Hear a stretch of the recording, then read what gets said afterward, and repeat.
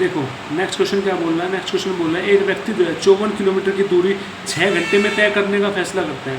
मतलब एक व्यक्ति है जो 54 किलोमीटर की दूरी 6 घंटे में तय करने का फैसला करता है, तो कुछ डिस्टेंस तो वो, कुछ दूरी तो वो पैदल तय करता है और आंशिक रूप से साइकिल से तय करता है। कुछ तो पैदल तय करता है और कुछ वो साइकिल से तय करता है। यदि पैदल उसकी गति 6 किलोमीटर प्रति घंटा है, यदि उसकी पैदल की जो गति है वो 6 किलोमीटर प्रति घंटा है और साइकिल की 18 किलोमीटर प्रति घंटा है, तो हमें पैदल कितनी दूरी तय की वो बताना है। अब देख लो, हमें 54 किलोमीटर 6 घंटे में कर रहा है, तो स्पीड क्या बन जाएगी इसकी, 54/6 कितने बनेगी, 9 किलोमीटर पर आवर। फिर उसने क्या किया, उसने पैदल चला और कुछ बाइसिकल से चला। पैदल चलता है 6 किलोमीटर पर आवर और जो बाइसिकल से चलता है वो कितना चलता है, 18 किलोमीटर पर आवर स्पीड है। तो पैदल चलने की 6 किलोमीटर पर आवर स्पीड है, बाइसिकल पे चलने की कितनी है, साइकिल पे चलने की 18 किलोमीटर पर आवर है। और इसने जो है एवरेज दे रखा है, स्पीड का एवरेज दे रखा है 9। तो अभी इसमें एलिगेशन लगा देंगे हम। तो 18 में से 9 गया कितना बचा, 9, 6 में से 9 गया कितना बचा, 3। तो यहाँ से जो रेशियो बना, हमारा रेशियो बना 3:1। ठीक, 3:1 बन गया। ठीक है, क्या बन गया, 3:1।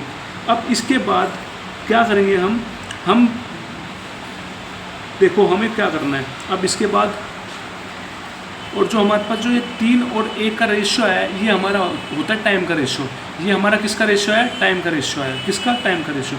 तो क्वेश्चन में दे रखा है वो पूरी जो आदमी है वो टोटल जो है डिस्टेंस, वो टोटल जो डिस्टेंस है, टोटल दूरी है वो 6 घंटे में तय कर लेता है।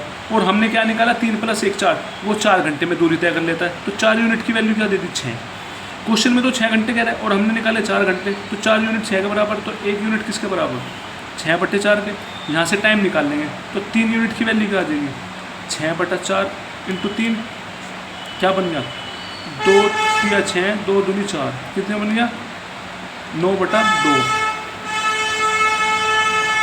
फिर 1 यूनिट क्या हो जाएगा, 1 यूनिट हो जाएगा 6/4। तो अब हमें निकालना क्या है, हमें ये निकालना है कि जो पैदल चला है, वो पैदल जो चला है उसकी दूरी कितनी है, पैदल कितनी दूरी तय की है। अब दूरी निकालना है, डिस्टेंस निकालना है, तो इसका फॉर्मूला क्या होता है, स्पीड × टाइम। तो जो दूरी चल रहा है उसकी स्पीड क्या है, जो पैदल चला है, पैदल की स्पीड कितनी है, 6। पैदल की स्पीड है 6 और टाइम कितना निकाला पैदल का हमने भी, 9/2। 9/2 तो 2 × 6 कितना बन गया, 9 × 27, कितना बन गया, 27 किलोमीटर हो गया इसका डिस्टेंस। तो ऑप्शन 4 इज करेक्ट। ठीक, ऐसे नेक्स्ट क्वेश्चन देखते हैं। नेक्स्ट क्वेश्चन क्या बोलता है, नेक्स्ट क्वेश्चन बोलता है कि 8,000 पर 3 साल बाद चक्रवृद्धि ब्याज ज्ञात करें। तो 8,000 जो है, 8,000 पर हमें 3 साल बाद चक्रवृद्धि ब्याज ज्ञात करना है। मतलब 8,000 क्या हो गया हमारा, मूलधन। मूलधन मतलब प्रिंसिपल कितना हो गया, 8,000। यदि ब्याज की दर पहले वर्ष के लिए 5 प्रति वर्ष है, पहले साल कितनी दर है, कितना रेट है, 5%, और दूसरे वर्ष के लिए 6% है। दूसरे वर्ष के लिए कितनी रेट है, 6%, और तीसरे वर्ष के लिए कितना रेट है, 8%। मतलब तीनों साल के लिए अलग अलग रेट दे रखा है। तो हमें चक्रवर्ती ब्याज निकालना है। एक चीज़ देखो, सबसे पहले तो देखो रेट क्या बन रहा है इनका, रेट का फ्रैक्शन निकालो। पहले साल में 5% का फ्रैक्शन होता है 1/20। अगर आपको फ्रैक्शन याद नहीं है तो सोल्व कर लेंगे, परसेंट को हटा के 100 लग गया, तो कितना बन गया, 1/20। ठीक है, अगला फ्रैक्शन है अगला फ्रैक्शन कितना है, अगला फ्रैक्शन है 6%। तो 6% का फ्रैक्शन क्या बनेगा, 6% हटा के लग गया 100, तो 2 × 6 2 50, 3/50 आ गया। अब 8% का निकाल लो, तो 8% का कितना बन जाएगा, 8% का बन जाएगा 8/100। तो 2 × 8 2 50 जा, 2 दूनी और 2 25 जा। ठीक, तो अब देखो पहले साल जो फ्रैक्शन है 1/20 है, तो पहले साल 20 से क्या होगी, 21। ठीक, दूसरे साल फ्रैक्शन है 3/50, 50 थी, 50 से कितनी होगी, 53। ठीक, इसके बाद तीसरे साल क्या फ्रैक्शन है, 2/25, 25 थी, 25 से कितनी होगी, 27। ठीक, अब देखो ये आ गया, तो फिर हमने इसकी मल्टीप्लाई करी, 20 × 50 × 25 कितना आ गया, 25,000। 25,000 हमारा क्या आ गया, प्रिंसिपल मतलब मूलधन। फिर हमने 21 × 53 × 27 किया, कितना बन गया, 30,051। 30,051 ये हमारा बन गया मिश्रधन। मिश्रधन मतलब अमाउंट। तो अगर हम मिश्र धन में से मूलधन घटा देंगे तो हमें पता चल जाएगा उसका चक्रवर्ती ब्याज कितना है, कंपाउंड इंटरेस्ट कितना है। तो 3051 में से 25,000 माइनस किया तो कितना है 5051। तो हमें 5051 की वैल्यू निकालनी है। तो क्वेश्चन में जो प्रिंसिपल है वो दे रखा है 8000 और मतलब मूलधन कितना दे रखा है क्वेश्चन में 8000 और हमने कितना निकाला 25,000। तो मतलब 25,000 यूनिट की वैल्यू कितनी है 8000। तो एक यूनिट की वैल्यू है 8000 अपॉन 25,000, 3 0 से 3 0 कट गया, क्या बच गया 8/25। तो हमें निकालना गया 5051 यूनिट की वैल्यू। तो 5051 यूनिट किसके बराबर हो जाएगा 8/25 इंटू 5051। तो इसकी मल्टीप्लाई करके कितना बन जाएगा 40,408/25। इसको डिवाइड करके क्या बन जाएगा 1616.32। तो ऑप्शन 1 इज करेक्ट। ठीक, ऐसे नेक्स्ट क्वेश्चन देखते हैं। नेक्स्ट क्वेश्चन कह रहा है एक गोले की पृष्ठीय क्षेत्रफल ज्ञात करें। एक गोले का क्या ज्ञात करना है, पृष्ठीय क्षेत्रफल ज्ञात करना है जिसका व्यास है 100 सेंटीमीटर। मतलब जिस चीज़ का व्यास दे रखा है 100 सेंटीमीटर, तो इसका व्यास 100 सेंटीमीटर, त्रिज्या कितनी हो जाएगी, त्रिज्या हो जाएगी इसकी आधी। जितना व्यास होता है उसकी आधी हो जाती है त्रिज्या। त्रिज्या कितनी हो जाएगी 50 सेंटीमीटर। तो हमें निकालना है किसी गोले का पृष्ठीय क्षेत्रफल। अगर हमें गोले का पृष्ठीय क्षेत्रफल निकालना है, क्या निकालना है, पृष्ठीय क्षेत्रफल। तो पृष्ठीय क्षेत्रफल का फॉर्मूला क्या होता है, वो होता है 4πr²। ठीक है, क्या होता है 4πr²। तो पाई की वैल्यू हमें रखनी है 4π इंटू में r कितना 50 इंटू 50। तो क्या हो जाएगा 5 पंजे 25, 25 चुक 100 और 2 0 और बोलिए तो कितना बन गया 10,000 पाई। 10,000 पाई कौन से ऑप्शन में, सेकंड ऑप्शन में, ऑप्शन 2 इज करेक्ट। ठीक है, छठा क्वेश्चन देखो। छठा क्वेश्चन क्या बोलता है, यदि A/B/C दे रखा है और C की वैल्यू दे रखी है 4 है और B की वैल्यू दे रखी है 10, तो हमें क्या निकालना है, C का मान ज्ञात करना है। तो हमें क्या दे रखा है A/B और B/C। तो हम इस चीज़ को कैसे निकालते हैं, A/B = B/C। तो यहाँ से B इसको क्रॉस मल्टीप्लिकेशन कर दिया, B के साथ B ले गया, A के साथ C ले गया, तो B × B = A × C। ठीक, तो हमें B की वैल्यू कितनी दे रखी है 10, तो 10 रख देंगे, 10 × 10। और A की वैल्यू कितनी दे रखी है, सॉरी C की वैल्यू कितनी दे रखी है 4A। C की वैल्यू कितनी दे रखी है 4A। तो C की वैल्यू 4A दे रखी है और हमें वैल्यू किसकी निकालनी है, C की। तो जब C की वैल्यू निकालनी है तो C की वैल्यू तो हमें यहाँ पे रखनी पड़ेगी। तो C की वैल्यू क्या दे रखी है 4A। तो यहाँ से हम A की वैल्यू निकाल लें, क्योंकि हमें C की निकालनी है तो C तो रखना पड़ेगा। अगर हमने C की जगह 4A रख दिया तो A आ जाएगा, तो हम A की वैल्यू निकालेंगे। पर निकालना किसकी, हमें C की वैल्यू कह रहा है निकालने का, तो इसलिए यहाँ पे A की वैल्यू रखेंगे निकाल के, क्योंकि फिर C निकाल देंगे हम आसानी से। तो A की वैल्यू कितनी आ जाएगा, A की वैल्यू आ जाएगी हमारे पास C/4। तो A की जगह क्या लिख देंगे C/4 × C। तो अब ये 4 डिवाइड में उधर जाकर मल्टीप्लाई में हो जाएगा। तो C × C क्या बन गया 4 × 10 × 10 कितना बन गया 400। तो C² कितना बन गया हमारे पास, C² बन गया 400। तो C का लेना पड़ेगा स्क्वायर रूट, 400 का लेना पड़ेगा स्क्वायर रूट। तो 400 का स्क्वायर रूट कितना होता है 20। 400 का स्क्वायर रूट क्या होता है 20। तो या तो आपको सीधा 400 का स्क्वायर रूट याद हो, अगर नहीं है तो क्या करेंगे, इसका फैक्टर निकालना पड़ेगा। 400 का फैक्टर निकाल लो, तो 2 20 जा 2 200 पे चला, 200 पे चला जाएगा, 2 50 पे, फिर 5 10 जा, फिर 5 दूनी 10 और 2 एकम 2। अब जब स्क्वायर रूट की बात कर रहा है तो 2 का पेयर बना लेंगे। तो 2 का पेयर बना लेंगे, 5 का 2 का पेयर बन गया, एक ये वाला पेयर बन गया। तो हर 2 पेयर में से एक ले लेंगे। इस 2 पेयर में से एक लिया 2, इस 5 वाले पेयर में से एक ले लिया, और इस 2 का जो पेयर है इसमें से एक ले लिया। क्या बन गया 5 दूनी 10 दूनी 20। तो कितना आ गया 20। तो option second is correct. I hope समझ में आया होगा। नेक्स्ट क्वेश्चन देखते हैं। नेक्स्ट क्वेश्चन कह रहा है 273 का स्क्वायर और 274 का स्क्वायर के बीच गैर वर्ग पूर्णांक की संख्या बतानी है। मतलब इसने कहा है 273 का स्क्वायर और 274 का स्क्वायर के बीच गैर वर्ग पूर्णांकों की संख्या है। तो हमें गैर वर्ग पूर्णांकों की संख्या बतानी है किसके बीच की, 273 का स्क्वायर और 274 के स्क्वायर के बीच में। ठीक है, तो जब हम किसी भी स्क्वायर के बीच की गैर वर्ग पूर्णांकों की संख्या निकालनी है, वो कैसे निकालते हैं। मतलब जैसे इस क्वेश्चन में कहा 273 का स्क्वायर और 274 के स्क्वायर के बीच गैर वर्ग पूर्णांकों की संख्या बतानी है, मतलब किसी भी संख्या का स्क्वायर के बीच का हमें गैर पूर्णांक संख्याएं निकालनी हो तो उसका फॉर्मूला होता है 2n। क्या होता है? 2n। याद रखना क्या होता है 2n। तो n की वैल्यू क्या होगी? पहले वाला 273, तो 2 × 273 हमारे पास क्या आ जाएगा? ये 3 दूनी 6, 7 दूनी 14, हाथ से लगा 2 दूनी 4 5, कितना आ गया? 540। Option second is correct. I hope समझ में आया हो। ठीक, अब नेक्स्ट क्वेश्चन देखते हैं। नेक्स्ट क्वेश्चन क्या बोल रहा है? नेक्स्ट क्वेश्चन बोल रहा है कि एक व्यक्ति अपने मासिक वेतन का 40% किराए पर खर्च कर देती है। मतलब एक व्यक्ति जो है अपने मासिक वेतन पर 40% तो किराए पर खर्च कर देता है। यदि वह हर महीने 264 रुपये वाहन पर और 2159 किराने के सामान पर भी खर्च करता है। मतलब इसने बताया एक व्यक्ति है जिसने अपने वेतन का 40% तो खर्च कर दिया किस पे? किराए पे, और उसमें से हर महीने 264 रुपये वाहन पर लगा देता है और 2159 रुपये वो किराने के सामान पे खर्च कर देता है। तो उसके पास बचते कितने हैं? 558 रुपये बचते हैं। तो हमें मासिक वेतन बताना है, उसका मासिक वेतन कितना होगा। अब इसने लास्ट में क्या दे रखा है? इसने बचत दे रखी है। तो हमें बचत लेके इस क्वेश्चन को सोल्व करेंगे। कैसे? मान ले कि उसका मासिक वेतन है x, मान ले उसका मासिक वेतन कितना है? x है। तो पहले उसने 40% जो है किस पे खर्च कर दिया? 40% किराए पे खर्च कर दिया। तो 40% की फ्रैक्शन निकालो पहले। 40% की फ्रैक्शन होती है 40/100, तो 20 दूनी 40, 20 पंजे 100, तो फ्रैक्शन आ गई 2/5।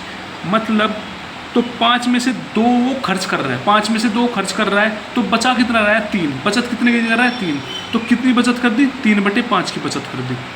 कितने की बचत कर दी? 3/5 की बचत कर दी। फिर उसने कहा है हर महीने 264 रुपये वाहन पे खर्च करता है। अब 264 रुपये वाहन पे खर्च करता था, अगर हम 264 रुपये घटा दें तो हमें क्या मिल जाएगा? बचत मिल जाएगी हमारे पास, जो बचत होगी। तो माइनस कर दिया हमने इसमें से 264 रुपये। फिर इसने कहा है कि उसने 2159 रुपये किराने के सामान पर खर्च कर दिए। अगर हम जो किराने के सामान पर खर्च करें उसको घटा देंगे, उसको हटा देंगे, तो हमारे पास बचत पता चल जाएगी हमारे पास बचत कितनी है, क्योंकि हमारे एक्स मान रखे हैं ना पूरे हमने मासिक सैलरी। तो मासिक सैलरी में से हमने घटा दिया क्या? 2159। तो जो हमारी अब बची है वो क्या बच गई? हमारी टोटल बचत बच गई। कितनी बचत हमने करी है, और क्वेश्चन में कितनी बचत दे रखी है? 598। तो इसको सोल्व करते हैं। यहाँ से कैसे सोल्व करेंगे? x × 3/5, तो ये माइनस का 264 है उधर चला जाएगा, प्लस हो जाएगा, और माइनस का 2159 है उधर जाके प्लस का हो जाएगा। तो क्या बन जाएगा? 598 प्लस 264 प्लस 2159। इसको जोड़ दो, इसको जोड़ेंगे 2159 प्लस 264 और प्लस 598। क्या बन जाएगा हमारे पास? तो 9 4 13, 13 8 21, हाथ से लगे 2, 5 2 7, 6 13, 13 9 22, हाथ से लगे 2, 2 + 1 3, 2 5, 5 5 10, हाथ से लगा 1, 3021। क्या बन गया? 3021। अब देख x की वैल्यू निकालनी है, ये मल्टीप्लाई डिवाइड में उधर जाके मल्टीप्लाई में हो जाएगा। तो 3021 के पास क्या आ जाएगा? 5 अपॉन ये मल्टीप्लाई में नीचे जाके डिवाइड में। ठीक है, क्या बच गया हमारे पास? इधर साइड में लिख लो उस चीज़ को जिससे आसानी से सोल्व कर सकें। x = 3021 × 5 upon 3। अब काट दो, 3 से कट जाएगा, 3 से कट जाएगा, 3 एकम 3 0, 3 7 21। क्या बन गया? 1007। क्या बन गया? 1007। तो 1007 की मल्टीप्लाई करनी है 5 में। अब मल्टीप्लाई कर दो, उसका आंसर आ जाएगा। कैसे करना मल्टीप्लाई जरा? 1007 की मल्टीप्लाई करना 5 में, तो 5 7 35, 3 0, 5 5, 5035, 5035। कौन से ऑप्शन में? थर्ड ऑप्शन में। तो ऑप्शन 3 इज करेक्ट। 5035 क्या हो जाएगा? 5035 इसकी मासिक वेतन हो जाएगा। आई होप अच्छे से समझ में आया होगा। नेक्स्ट क्वेश्चन देखते हैं। नेक्स्ट क्वेश्चन बोल रखा है कि एक निश्चित दिन एक मिठाई का पैकेट का अंकित मूल्य पर 15% की छूट देने के बाद 1122 में बेचा जाता है। इसका अंकित मूल्य बताना है। मतलब एक चीज़ देख, एक निश्चित दिन एक मिठाई का पैकेट का जो अंकित मूल्य है, उस अंकित मूल्य पर 15% की छूट दे दी।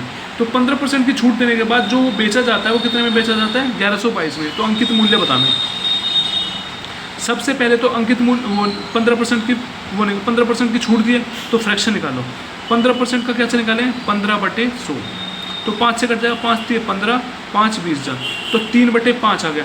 मतलब 20 अगर उसकी अंकित मूल्य उसका 20 है, 20 में से 3 की छूट मिल रही है, तो 20 अगर अंकित मूल्य है, 20 का 15% होता है 3, तो 20 में से 3 की छूट मिल रही है।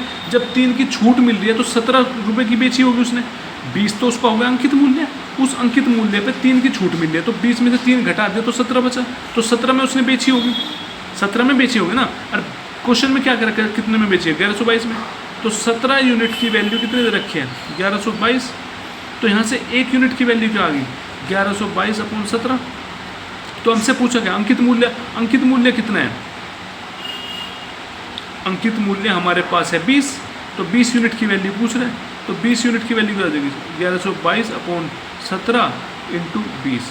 अब सोल्व करना, कैसे सोल्व करेंगे, अब सोल्व करेंगे जैसे काटना जरा, इससे किससे कटेगा, 17 7 कितना बनेगा, 7 7 जा 49, 4 पर 7 कम 7 4 11 119, ये तो ज़्यादा बन गया।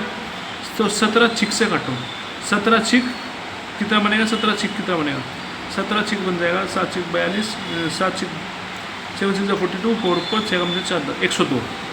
तो 7 छिक 17 छिक कितना बन गया 102, कितना बच गया 10 बच गया, 10 और 102। तो फिर किससे कट जाएगा, ये 6 से, तो 66 × 20, तो 66 × 20 क्या बन जाएगा, 66 × 2 132 1320।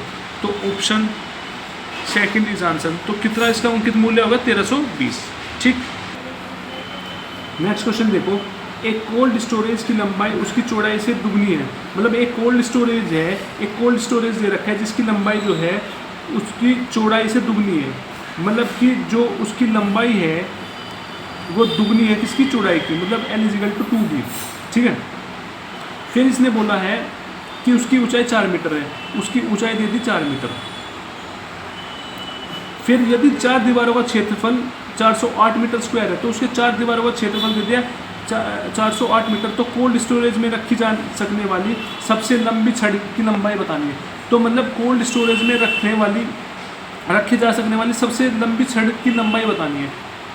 तो पहले तो देखो कोल्ड स्टोरेज कैसा होता है। कोल्ड स्टोरेज एक तरह का घनाभकार होता है। कोल्ड स्टोरेज कैसा होता है, घनाभकार की तरह होता है। घनाभकार बनाना जरा,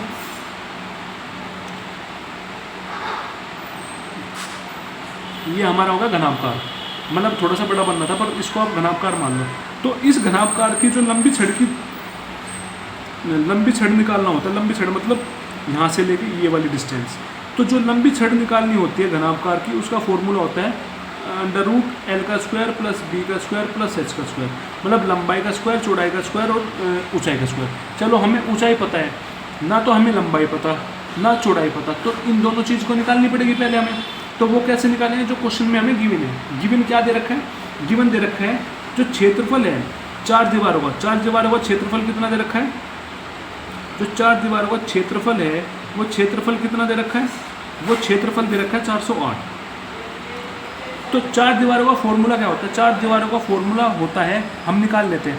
देख, एक दीवार तो ये होगी, एक इसके सामने वाली होगी, एक ये दीवार हो गई, एक ये दीवार हो गई, होगा ना 4। तो अब देखो इस दीवार में ये क्या होती है, ये होती है हमारी लंबाई और ये होती है हमारी ऊंचाई।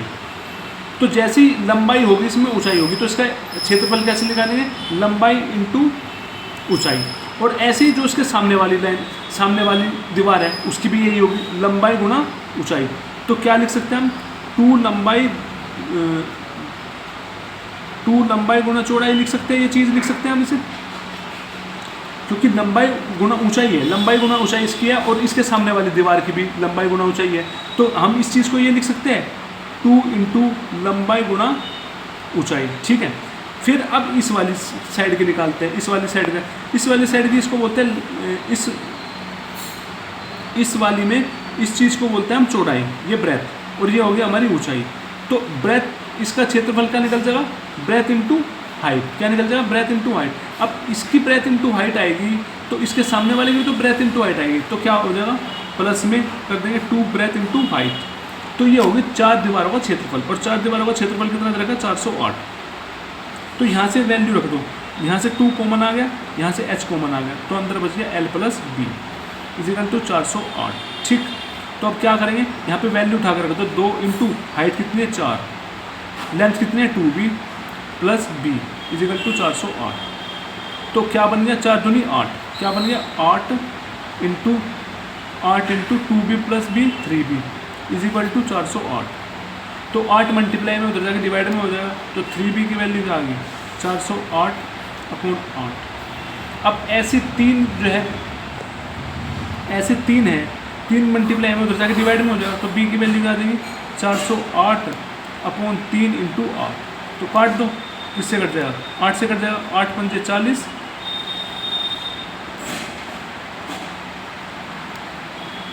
8 पंजे 40 और 8 एकम 8, तो 8 एकम 8 0 सुंदर। तो 8 से कट जाएगा, 8 पंजे 40 और 8 एकम 8, ठीक।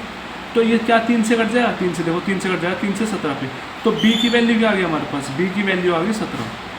b की वैल्यू कितनी आ गई 17। जब हमारी क्या आ गई b, मतलब हमारी चौड़ाई आ गई 17। जब 17 चौड़ाई आ गई, तो अब हम लंबाई निकाल सकते हैं। लंबाई क्या निकाली थी हमने, लंबाई इज इक्वल टू 2 इंटू चौड़ाई। तो लंबाई क्या हो जाएगी 2 गुना चौड़ाई। चौड़ाई कितनी 17, तो 17 दूनी 34, कितना होगा 34। अब हमें लेंथ भी पता चल गई, ब्रेथ भी पता चल गई, हाइट भी पता चल गई। तो अब लंबी छड़ निकाल सकते हैं। लंबी छड़ का फॉर्मूला क्या होता है, लेंथ का स्क्वायर, ब्रेथ का स्क्वायर और हाइट का स्क्वायर। मतलब लेंथ कितनी है 34 का स्क्वायर प्लस ब्रेथ कितनी है 17 का स्क्वायर प्लस हाइट कितनी है, हाइट है 4 का स्क्वायर, ठीक है। तो अब देखेंगे 34 का स्क्वायर बन जाएगा 1156, 17 का स्क्वायर होता है 289, 4 का स्क्वायर होता है 16। इनको ऐड करने के बाद कितना आ जाएगा, इसका आ जाएगा 1400,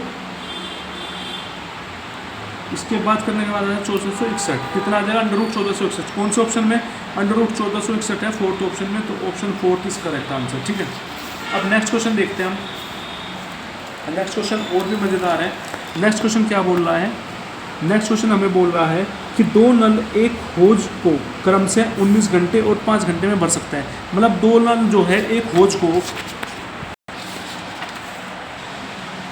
देखो क्वेश्चन में क्या बोला, क्वेश्चन में बोला है कि 2 नल जो है एक होज को क्रम से 19 घंटे और 5 घंटे में भर सकते हैं। पहला नल जो है 19 घंटे में भर सकता है, दूसरा नल उसे 5 घंटे में भर सकता है, एक तीसरा नल इसे 11 घंटे में खाली करता है, एक तीसरा नल है जिसको 11 घंटे में खाली कर सकता है।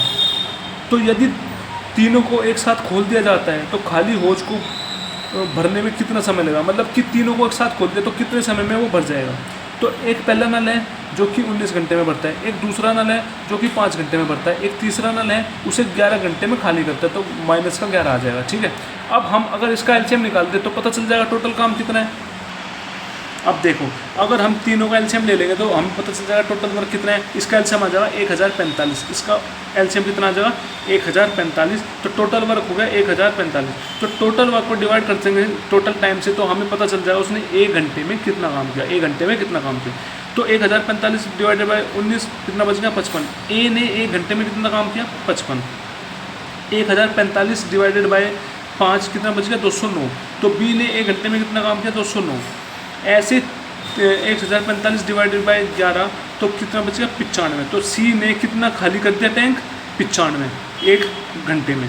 तो तीनों ने मिलके तीनों ने 1 घंटे में कितना काम किया, तीनों ने मिलकर कितना काम किया 55 प्लस 209 माइनस 95 कितना 169। तो फिर इसने कहा तीनों ने एक साथ काम शुरू किया तो कितने घंटे में काम खत्म कर देंगे, टाइम पूछ रहा है। तो टाइम कैसे निकालते हैं, टोटल वर्क ऊपर अपॉन में 1 घंटे का काम नीचे। तो टोटल वर्क कितना है 1045 अपॉन में 1 घंटे का काम कितना 159। तो इसको डिवाइड करेंगे, डिवाइड करके क्या जाएगा 6 से 31/169। तो कौन से ऑप्शन में, सेकंड ऑप्शन में, ऑप्शन सेकंड इज करेक्ट, ठीक। ऐसे नेक्स्ट क्वेश्चन देखते हैं। नेक्स्ट क्वेश्चन में बोला है कि एक क्या दे रखी है, नीचे दी गई तालिका उन लोगों की संख्या को दर्शाता है जिन्होंने अपनी पसंदीदा संगीत शैली के बारे में सर्वेक्षण जवाब दिया। मतलब ये जो है एक तरह से एक इन्फॉर्मेशन दे रखी है जिन्होंने मतलब अपनी पसंदीदा संगीत शैली के बारे में बता रखा है, ठीक है। तो हमें इसकी जानकारी दी गई है। तो हमें क्वेश्चन में पूछ रहा है कि 21 से 30 वर्ष की आयु के कितने प्रतिशत उत्तरदाताओं ने शास्त्रीय संगीतों के अलावा किसी अन्य पसंदीदा शैली के संकेत दिए हैं। मतलब क्वेश्चन में ये बोला है कि 21 से 30 वर्ष की आयु वाले बालक जो 21 से 30 वर्ष की आयु वाले बालक है, तो कितने प्रतिशत उत्तरदाताओं ने शास्त्रीय संगीत के अलावा किसी अन्य पसंदीदा शैली को संकेत दी। मतलब इसने कहा है कि हमें वो प्रतिशत बतानी है 21 से 30 वर्षों की आयु में उन उत्तरदाताओं की प्रतिशत बतानी है कि शास्त्रीय संगीत को छोड़ के और जितने भी संगीत है उन सबको पसंद करता है। मतलब शास्त्रीय संगीत को छोड़ के उसका प्रतिशत निकालना है, तो शास्त्रीय संगीत को छोड़ के जो भी आया उसको ऊपर लिखेंगे, अपॉन में टोटल नीचे, इनटू में 100 कर देंगे, क्योंकि प्रतिशत निकालना। तो शास्त्रीय संगीत कौन सा है? शास्त्रीय संगीत बोलते हैं हम किसको? क्लासिकल म्यूजिक को। तो क्लासिकल म्यूजिक को छोड़ दो, 20 वाले को छोड़ दो, तो बाकी को जोड़ दो। 12 क्या है? 12 प्लस 18 कितना? 12 प्लस 18 प्लस 50, ठीक है। तो क्या बन जाएगा? अपॉन में टोटल कितना? 20 प्लस 12 प्लस 18 प्लस 50 इंटू में 100। इसको ऐसे सोल्व कर लेंगे, कैसे?